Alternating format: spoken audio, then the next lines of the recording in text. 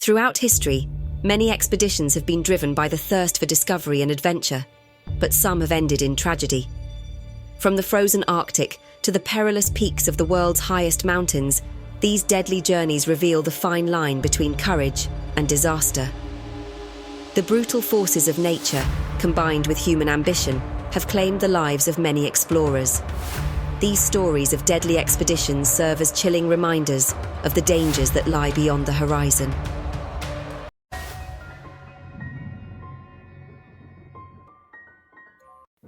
The 2008 K2 disaster K2, known as the Savage Mountain, the second highest peak in the world. Climbing it has claimed more lives than almost any other peak on Earth. But in 2008, something happened on K2 that would forever change the history of mountaineering. It became the site of the deadliest single disaster in the mountain's tragic legacy, the 2008 K2 disaster.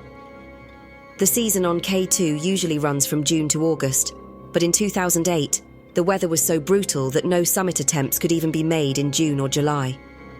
By the end of July, 10 different teams were stuck at Camp 4, the highest camp before the summit, all of them waiting for a small weather window, a chance to reach the summit before the brutal mountain claimed even more lives. It looked like the weather would finally cooperate on August 1st, but that small window would soon turn into a nightmare. One of the deadliest days in climbing history. At 3 a.m. on August 1st, climbers began their summit attempt. Teams of seasoned mountaineers from around the world, including Americans, Pakistanis and Sherpas, began to ascend the final stretch toward the summit. Among them was Shaheen Baig, a legendary Pakistani climber. But Baig wasn't at his best. Stricken with severe altitude sickness, he was forced to descend, leaving a leadership vacuum that would prove fatal. The high-altitude porters, or HAPs, along with Sherpas from the South Korean team, were tasked with fixing ropes on the mountain's most dangerous section, the bottleneck. But there was a massive problem. They placed the ropes too low, well below where they were needed. As the climbers made their way up, they reached a dead end. No ropes above the bottleneck where they were desperately needed, and it was too late to fix them. With no choice, the climbers had to remove the lower ropes and drag them up, forcing a massive delay in their attempt. Some climbers, like Dr. Eric Meyer and Frederick Strang, made the only sane decision. They turned back. They knew it was too dangerous. But others, gripped by summit fever, pushed on. At 8 a.m., as they neared the bottleneck, disaster struck. Serbian climber Dražen Mandic, while trying to pass another climber, lost his balance and plunged 328 feet to his death. Desperate attempts were made to rescue him, but by the time rescuers arrived, it was too late. Mandic was gone. Meanwhile, Jaya Beg, a French HAP, was visibly deteriorating, struggling to even stay conscious.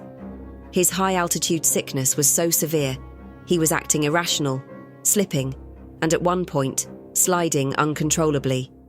Instead of self-arresting with an ice axe, he fell for dozens of feet before disappearing into the abyss. 2 climbers dead, and the bottleneck becoming an impassable death trap. Still, many pressed on, consumed by the desire to summit.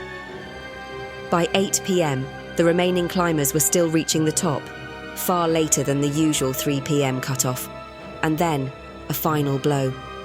A massive serac, an ice cliff, collapsed above the bottleneck.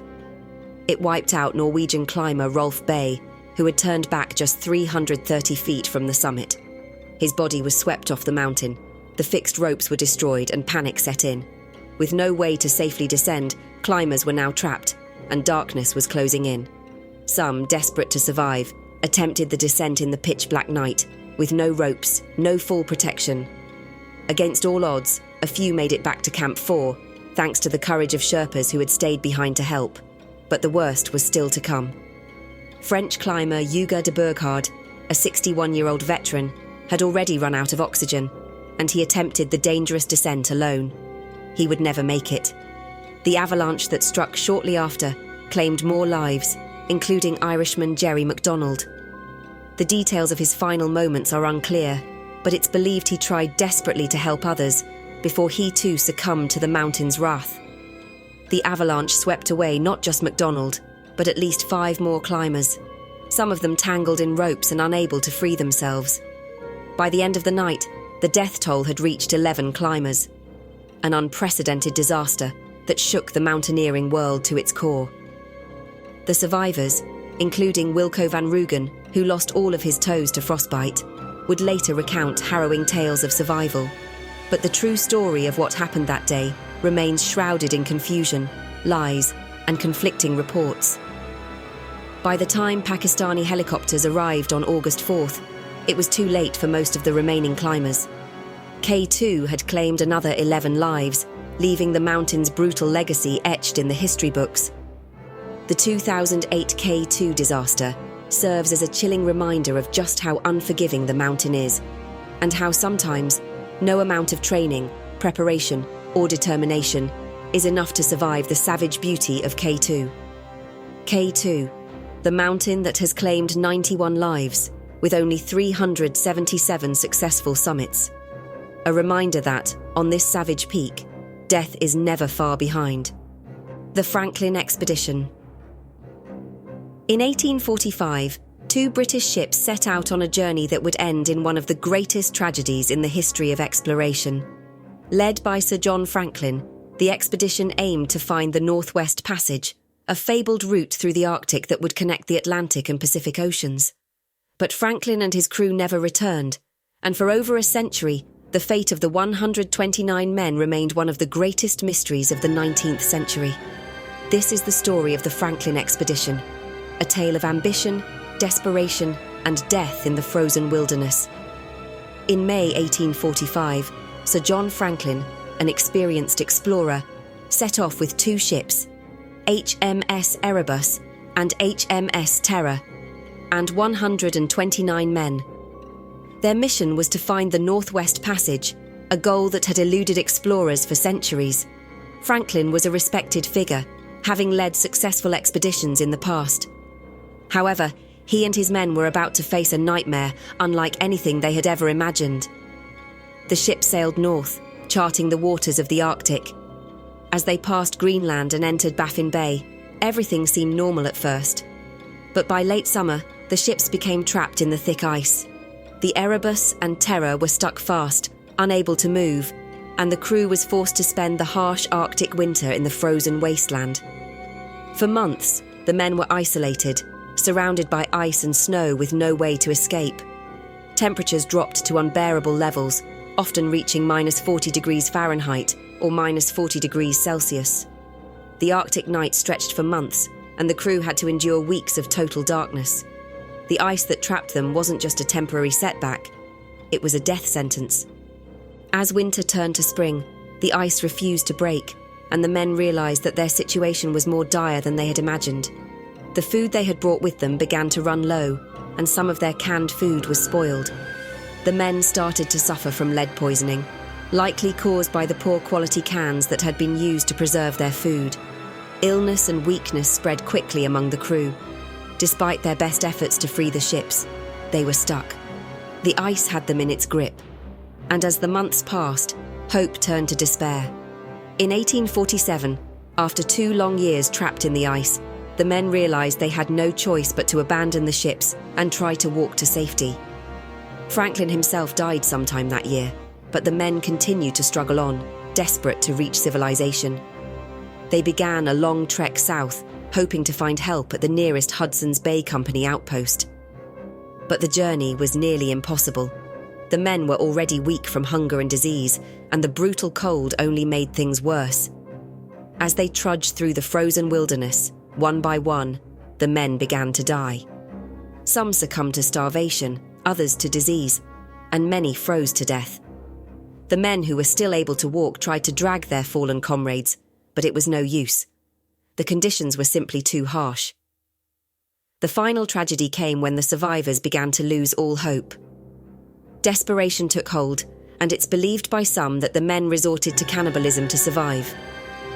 Though there is no concrete evidence, some of the bodies found years later showed signs of mutilation, leading to speculation that the men ate their fellow explorers in their final days. For years, the British government sent search missions to find Franklin and his crew, but they were unsuccessful. The ships were never found and no bodies were recovered. The mystery surrounding the Franklin expedition only deepened. It wasn't until 2014, more than 160 years later, that the wreck of HMS Erebus was discovered on the ocean floor. The ship was surprisingly well preserved, offering some clues about what happened. Then, in 2016, the wreck of HMS Terror was found as well. But despite these discoveries, the true fate of Franklin and his men remains largely unknown.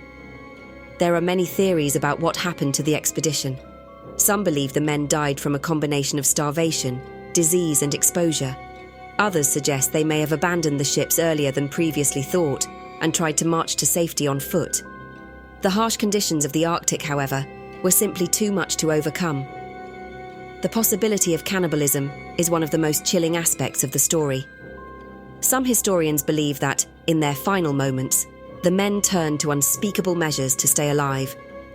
While the truth may never be known, the idea that a group of men, once full of hope and ambition, were reduced to such desperation is a haunting thought.